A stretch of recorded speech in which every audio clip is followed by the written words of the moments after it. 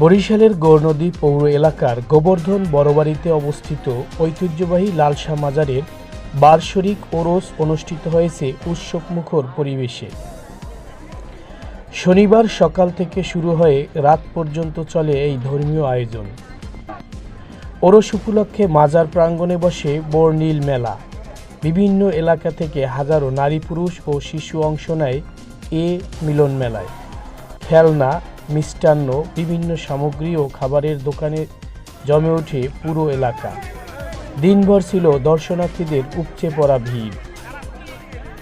আয়োজক কমিটির সভাপতি মোহাম্মদ হাসিব আহমেদ মিলন বলেন, প্রতি বছরের মতো এবারও আমরা সুন্দর ও শান্তিপূর্ণভাবে ওরসের আয়োজন করেছি। দূর দূরান্ত থেকে মানুষ এখানে আসেন। সবার সহযোগিতায় অনুষ্ঠান সফলভাবে সম্পন্ন হয়েছে। আমরা ভবিষ্যতেও এ ধারা অব্যাহত রাখতে চাই। অথবা ইরান থেকে অলিয়াউল্লাহরা যখন আসছে এখানে ধর্ম প্রচারের জন্য, তখন আমাদের এই লালশাহ পীর সাহেব সে এখানে ধর্ম প্রচার করতে এসে এখানে সে ইন্তেকাল করছে। সেই হিসাবে সেই থেকে এখানে প্রতি বছর বাংলা মাসের 28 তারিখ একটা উরুজ মাহফিল হয় এবং দোয়া দুরুদ হয়।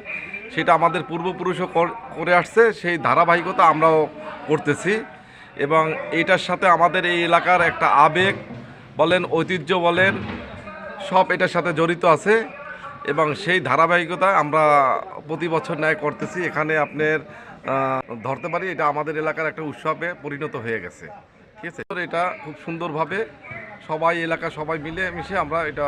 অনুষ্ঠানের সার্বিক তত্ত্বাবধানে ছিলেন সিরাজ সর্দার, শকির সর্দার, এস এম মেহেদি হাসান মনির, আমিনুল ইসলাম লাবলু, মোহাম্মদ ইউসুফ সর্দার, মোহাম্মদ জুলহাস সর্দার, আজিজুল হক পলাশ, মোহাম্মদ রাসেল সর্দার, জুয়েল সর্দার, রুহুল সর্দার, সালেক সর্দার, সোহেল সর্দার সহ আরও অনেকে।